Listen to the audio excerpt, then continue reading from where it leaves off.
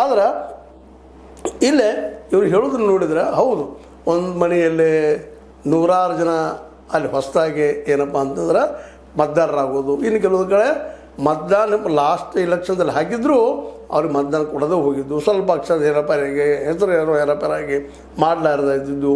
ಅದು ದೊಡ್ಡ ಉದಾಹರಣೆ ಅಂತ ವೆಸ್ಟ್ ಬೆಂಗಾಲದಲ್ಲಿ 27 ಲಕ್ಷ ಜನರ ಮತದಾನ ಹಕ್ಕನ್ನು ಸ್ವತಃ ಸುಪ್ರೀಂ ಕೋರ್ಟ್ಗೆ ಹೋದ ಸಹಿತ ಸುಪ್ರೀಂ ಕೋರ್ಟ್ ಲಾಸ್ಟ್ ಟೈಮ್ದಾಗ ಅವ್ರು ಹಾಕಿದ್ದಾರೆ ಅಂತ ಪ್ರೂವ್ ಮಾಡಿದ್ರು, ಸುಪ್ರೀಂ ಕೋರ್ಟ್ ಅವ್ರಿಗೆ ಓಟ್ ಹಾಕಕ್ಕೆ ಕೊಡಲಿಲ್ಲ.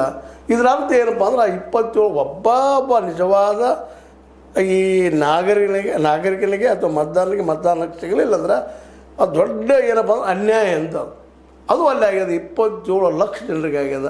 ಅದು 90 ಲಕ್ಷ ಬೇರೆ ಇರೋದು, ಸತ್ತವ್ರು ಅದಾರ ಅದಾರ, ಇವ್ರಿಗೆ ಗುರುತಾಗಿಲ್ಲ, ಯಾರು ಇಲ್ಲಿ ಟ್ಯಾಲಿ ಆಗೋದಿಲ್ಲ, ಮಾಡೋದಿಲ್ಲ.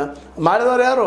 ಅದು ಒಂದು ಏನಪ್ಪ ಅಂದ್ರೆ ಒಂದು ಕಂಪ್ಯೂಟರ್ದಲ್ಲಿದ್ದಂಥ ಹೆಸರುಗಳು ಅಥವಾ ಮತ್ತೇನೋ ಟ್ಯಾಲಿ ಆಗಲಾರ್ದಾಗ ಭಾಳ ಜನನು ತೆಗೆದು ಹೋಗಿಬಿಟ್ಟಿದ್ದಾರೆ. ಹೀಗಾಗಿ ಇವತ್ತು ಬಡವ್ರ ಹೆಸರು ಕತ್ತಲೆ ಆಡಿಸ್ತಾರೆ ತಿಳ್ಕೊಂಡು ಇವತ್ತು ಡಿ ಕೆ ಶಿವಕುಮಾರ್ ಅವ್ರು ಎಲ್ಲರ ಮೂಲಕ ನಡೀತಾ ಇದ್ದಾರೆ. ಇವರು ಇನ್ನೊಂದು ಪಕ್ಷಕ್ಕೆ ಸಂಬಂಧಿಸಿದವ್ರನ್ನ ತಾಳೆ ಅಧಿಕಾರಕ್ಕೆ ಬಂದಾಗ ಇವರೇನು ಮಾಡೋದಿಲ್ಲ ಅಂತ ಗ್ಯಾರಂಟಿ ಇಲ್ಲ. ಆದರೂ ಸಹಿತ ಅವ್ರು ಇವತ್ತು ತಮಗೆ ಅಪಾಯ ಬರತ್ತಿದ್ದಪ್ಪ ಇದು. ಯಾಕಂದ್ರೆ ಈಗಾಗಲೇ ವೆಸ್ಟ್ ಬೆಂಗಾಲದಲ್ಲಿ ಅತ್ಯಂತ ಸ್ಟ್ರಾಂಗೆಸ್ಟ್ ಮಹಿಳೆ ಹೆಣ್ಮಗಳು, ಉಕ್ಕಿನ ಮಹಿಳೆ ನಾವು ಕರ್ಕೊಳ್ತಾ ಇದ್ದೀವಿ. ಅದು ಕಮ್ಯುನಿಸ್ಟನ್ನು ಸೋಲಿಸಿ ನಂತರ ಹಿಂದೆ ಇದು BJPಯನ್ನು ಸೋಲಿಸಿ ಅಧಿಕಾರದಲ್ಲಿದ್ದಂಥ ಮಮತಾ ಬ್ಯಾನರ್ಜಿ ಅವರು ಈ ಸಲ ತಮ್ಮ ಉಳಿಸಿ ಓದ್ತಿದ್ರು.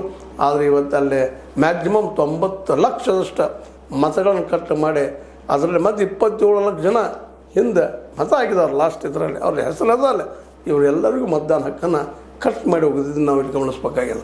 ಹೀಗಾಗಿ ನಮ್ಮ ಕೆ ವೆಂಕಟರಾಜು ಅವರು ರಂಗಕರ್ಮಿ ಅವರು ಈ ಮಾತು ಹೇಳಿದ್ರಲ್ಲಿ ಅರ್ಥಪೂರ್ಣದ ಅಂತ. ಯಾಕಂದ್ರೆ ಇಲ್ಲಿ ತನಕ ಮತದಾರರು ಪಕ್ಷಗಳನ್ನ ಆರಿಸಿ ಸರ್ಕಾರ ಮಾಡಪ್ಪ ಅಂತ ಹೇಳ್ತಿದ್ವಿ. ಇವತ್ತು ಹಂಗಿಲ್ಲ, ಪಕ್ಷನ ಮತದಾರನ ಆಯ್ಕೆ ಮಾಡ್ತದೆ, ನೀವು ನಾವು ಹೇಳೋದಕ್ಕೆ ಕೇಳಪ್ಪ ಅಂತ ಹೇಳ್ತದೆ.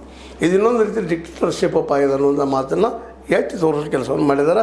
ಅದಕ್ಕೆ ಅನುಗುಣವಾಗುವಂಗೆ ನಮ್ಮ ಡಿ ಕೆ ಶಿವಕುಮಾರ್ ಅವರು ಸಹಿತ ಬಡವರು ಓಟ್ ಕಟ್ ಆಗ್ತದೆ, ಹಿಂದುಳಿದವ್ರು ಓಟ್ ಕಟ್ ಆಗ್ತದೆ, ದಲಿತರ ಓಟ್ ಕಟ್ ಆಗ್ತದೆ ಅನ್ನೋಂಗೆ ಮಾತಾಡಿದ್ದಾರೆ. ಅವ್ರು ಮಾತಾಡೋದ್ರಲ್ಲೂ ತಪ್ಪ ಅದ ಅಂತ ಏನಿಲ್ಲ.